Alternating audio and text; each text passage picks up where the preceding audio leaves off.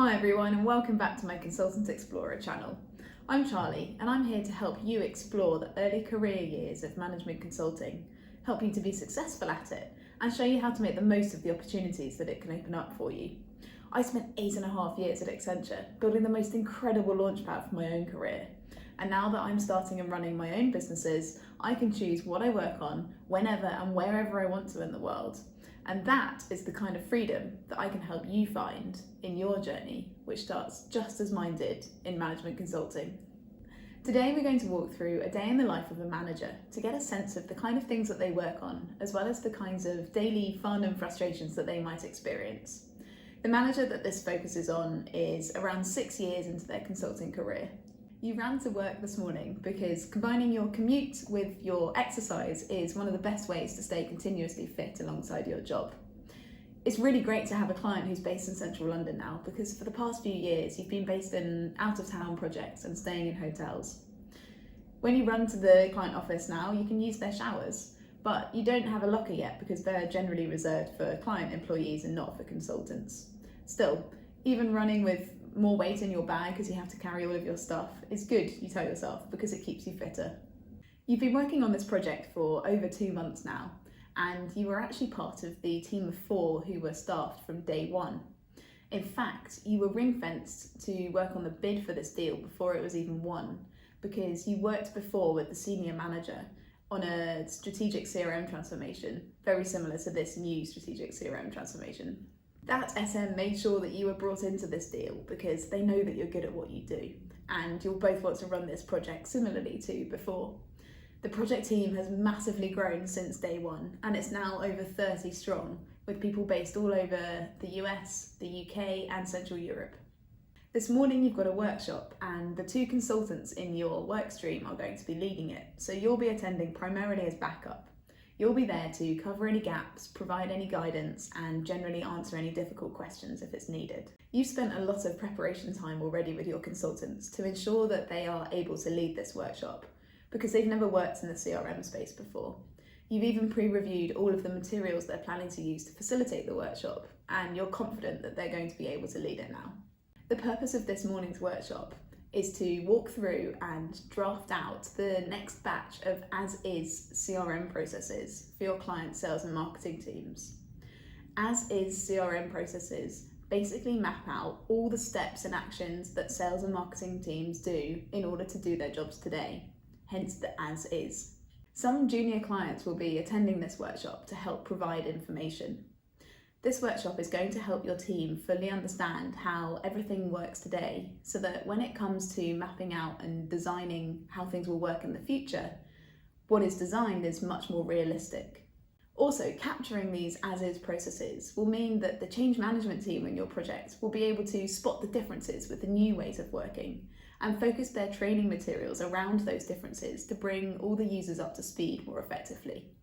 As you head into your workshop, you notice that all the senior people in your team seem to get up and move into a different meeting room, which they do at this time every week. You really want to be part of these leadership calls because you're pretty sure that that's where all the juicy stuff gets discussed. But you're not part of it just yet, and you know that your senior manager has only just started to be invited to these calls too. So you got a while to wait yet. You're pleased that your workshop went well, and now you head back to your desk to use some quiet time to review the as-is processes that have been pulled together so far by your team. You're actually a little bit disappointed by the output, because a lot of the lines and boxes in the process flows aren't actually aligned, and nor are they labelled properly either. They've been produced by an analyst who has been working for your 2 consultants as additional support. You're going to need to coach your 2 consultants on how to coach this analyst better, because he really needs to understand what good quality process flows look like. You'll put time in to do that in the morning. One thing that you do now that you're a manager is you prep the steerco slides for your senior manager.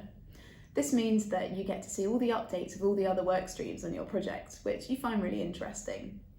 This month for the steerco, you've got most of the updates that you require already, and you're glad that your own update for your workstream is going to be positive because everything's on track. The business case workstream, on the other hand, is definitely behind plan, and this is not going to be fun for your senior manager to raise at steerco because this client has a real aversion to delay. There is also one update still missing from the deck, and the manager who is supposed to be sending that update over is based in the US and so isn't online yet.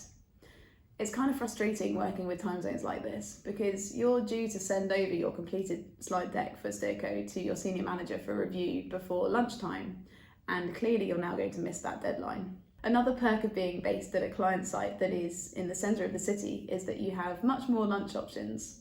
You take a 5-minute walk down the street to your favourite sandwich shop and you bring the lunch back to a meeting room that you've booked so that you can eat it while you run your next meeting. This next meeting you're going to run is actually an internal meeting where you're going to be presenting the story of your project to your whole department. The deal was such a strategic win and the project's so huge that everyone in your department is really excited about it. You prepped some slides last night for this and it should be pretty easy to walk everyone through them. It'll probably be an audience of around 80 people, so quite a big call. Once you've wrapped up that call and taken the last bite of your sandwich, you take a quick walk back to your desk. One thing you've been trying to do is get some time with your company's CRM experts so that they can provide some advice and also some useful materials that you could use in advance. And also you want them to actually set aside some time next week so that they'll be able to review your team's outputs once they're finalised. It's been super tough to get hold of them because they're so in demand. And they're also US based, which means it's going to have to be an afternoon or evening conversation. You ping a quick note out to them as a chaser and you put some tentative time in their diaries for tomorrow late afternoon your time. This afternoon you have an internal working session with your work stream to prepare for some senior stakeholder workshops that are happening in a couple of weeks. These workshops are going to be used to facilitate discussion with senior clients around some key decisions that need to be made for the future. These senior clients are going to fly in from offices all over the world.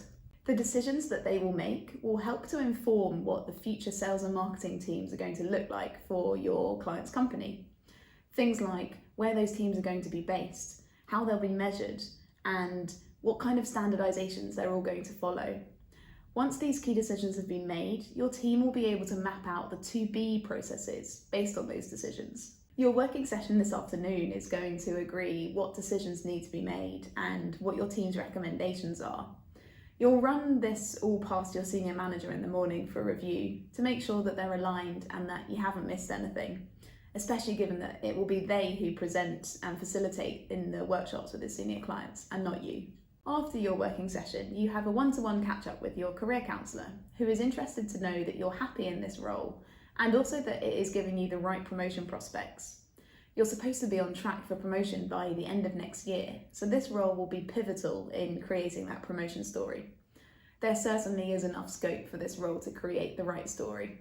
Your only hesitation is that you are becoming known for CRM, which actually is not something that you ever chose. You just sort of landed into it because you spent most of the time doing CRM projects before you were promoted to manager. Your counsellor assures you that this is basically how it goes and that the same thing happened to her too. This does reassure you, but it doesn't quite wholly console you. After your one-to-one, which you took in a private space, you head back to your desk and you see that you've just received some IMs from your own counsellee who seems to be really worried about something, which is quite a frequent occurrence at the moment. You're really appreciative though of the time that your counsellor just gave you, so you figure that you should probably give some time back to your counsellee in return. Not quite how you wanted to spend your final few working minutes today though. Before you can clock off, you do have one final meeting in your diary. It's a weekly stand-up with both the UK and US teams involving both consultants and clients. In this meeting, consultants give an informal update to their day-to-day clients on progress versus plan. And you're pretty comfortable this week in giving your update because you know your work stream is tracking well against plan. You've been looking forward to this evening because some of your US colleagues have just arrived in London for a few days and you're going to be taking them out for dinner and drinks. There are loads of places in the city that you love going, so showing them around is going to be fun, especially given that clients aren't coming, which means that you can all let your hair down a little bit. You've noticed how hanging out with your US colleagues in person has really had a positive impact on your working relationships and your team's overall productivity, so you hope that tonight will continue that trend. After a delicious dinner and a few drinks at the bar next door, your phone buzzes because you've just received the remaining Steerco status update slide that you've been waiting for. Finally! you make a mental note that when you get home you need to add this slide into the deck and send it over to your senior manager so that they can review first thing in the morning. Not too late in the end, you suppose. In fact, you make your excuses now and you leave to head home, make that update, and then get to bed at a decent time. So in summary, a day in the life of a manager can be really varied, from providing both content coaching and emotional support to junior colleagues, to shouldering the stress of dependencies, to managing upwards communications. Your focus can often be split between project work and people management. You have a much greater sense of responsibility now than you did before you were promoted to manager. And you're also now able to both see and understand a lot more of the high-level strategy of both your company and your clients. You continue to be motivated to take on more and more responsibility, because not only does it create great career development opportunities for you, it also comes with being given more trust and more confidential insights into the inner workings of the high-profile and international businesses that you're working with. So I hope that's been insightful for you. If it has, then let me know by clicking the like button. And if you'd like to see what I post next, then definitely subscribe to my channel. If you have any questions or comments, then use the comments section below and I'll do my best to answer absolutely everything. In the meantime, I hope you have a great day. Thank you so much for listening, and I wish you all the best with your exploring.